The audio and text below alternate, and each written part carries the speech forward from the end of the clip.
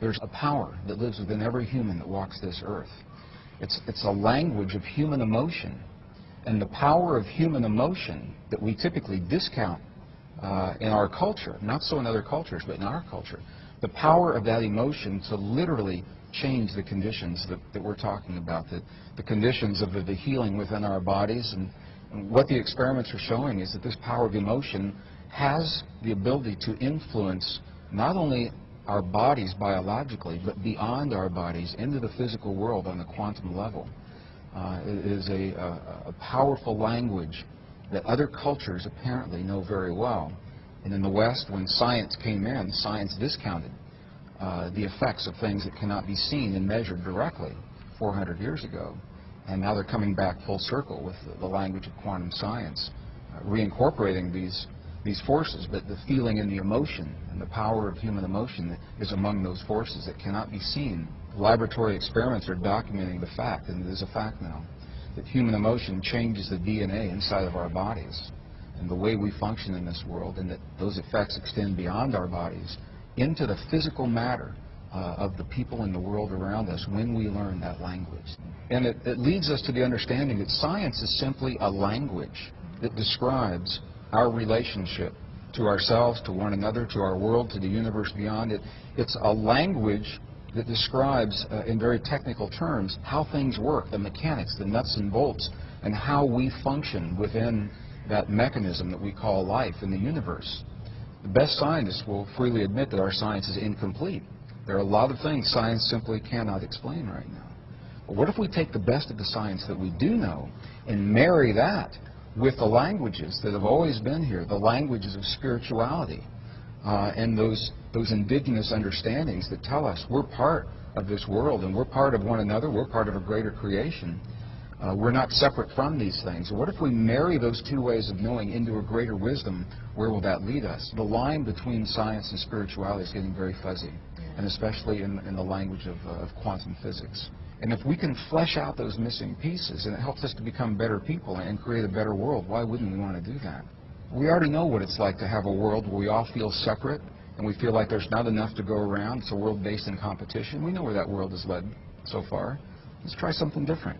What would happen if we embrace one another in a spirit of cooperation like all of the rest of the natural world does, humankind?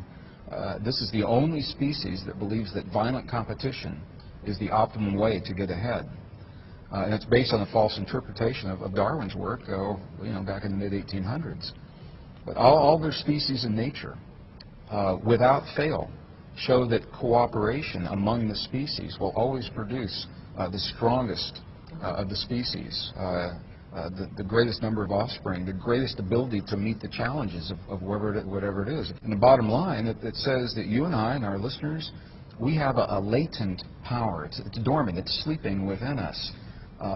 The ability to create a feeling and the quality of an emotion inside of our bodies that literally heals the stuff our bodies are made of. In the human body, 50 trillion cells, in every cell is a capacitor, it's a resistor, it's a transistor.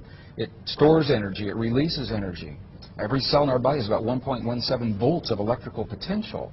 So you stop and think that 50 trillion cells, and do the math, 50 trillion times 1.17 volts, and all of a sudden you realize that we have the potential of being very, very powerful beings. And the question is, how do we focus that? The Western scientists now acknowledge the fact, and it is a fact, that we are bathed in a field of intelligent energy. It's everywhere all the time. It's not out there. It's inside of me. It's inside of you. We connect with it.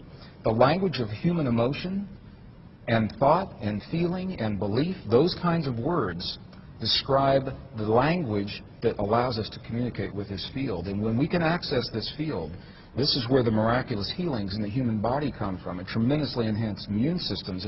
And although scientists are still hard-pressed to measure this field like it's a non-conventional energy, so we don't have the kind of equipment that you would expect to typically measure a field like this, but we know how it works and we know the effects are there. Other cultures have known it for 5,000 years, so it's marrying the best science of our time with that ancient wisdom. Not only are we not told that we're powerful, we have been led and conditioned in our culture and in our families and our society to believe that we are not powerful, and that power lies somewhere else, that it lies with a church, or it lies with an organization, or it lies with a doctor, or it lies with a scientist, or someone who has knowledge and power that we do not have.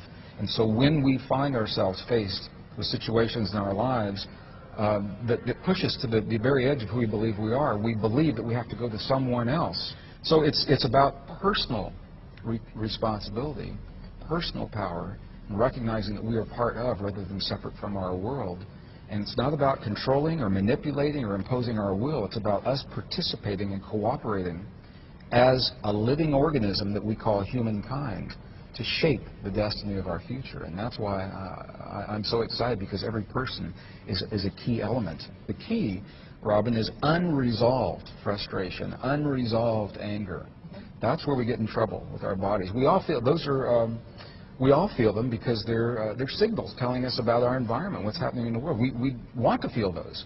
The key is when we do feel them to recognize what they're saying and what to do about them, what they mean to us personally, and to resolve and reconcile whatever it is that is being brought to our attention in that moment.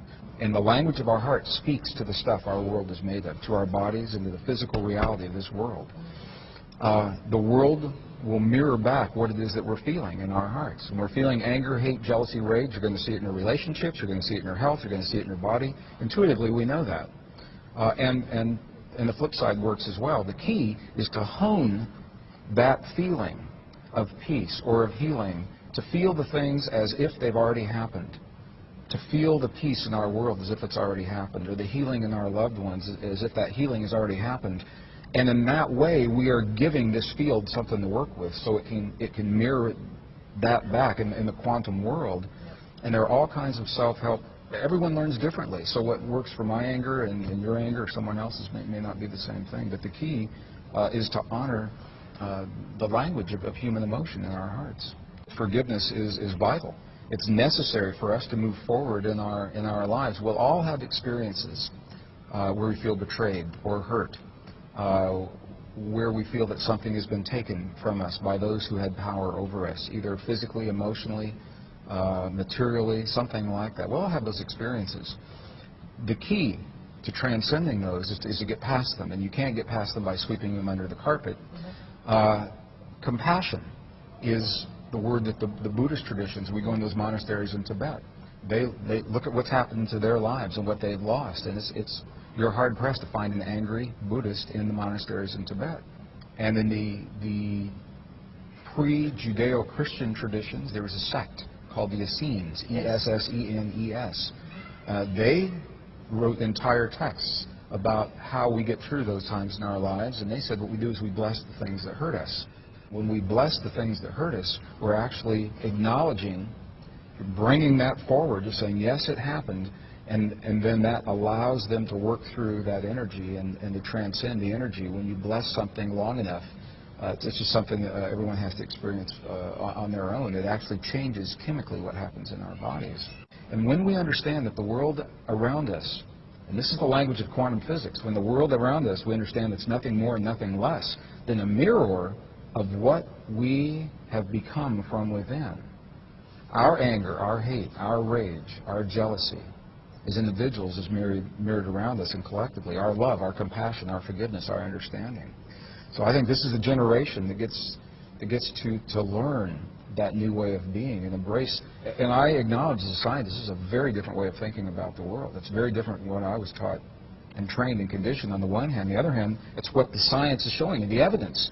We can talk about the experiments, and the evidence is out there showing that the emotions that we hold in here become the physical reality in the world around. They literally turn the atoms off and on of the stuff that our world and our bodies are made of. And that is a huge statement to make, and it's a very, very empowering way to look at the world. When we choose peace and healing and love and compassion and forgiveness and understanding and tolerance in our hearts, we know that changes the chemistry in our bodies and we're healthier. That's a fact. We also know that those changes extend to the world around us, into our communities and families, in ways that can be measured, and that's a fact. And with those two facts, I think that we can move on in this 21st century and not let The frightening conditions of the world disempower us. We can look at that world square in the eye and say, yes, these things have happened. There's a power within us, and maybe we'll outgrow the need for war.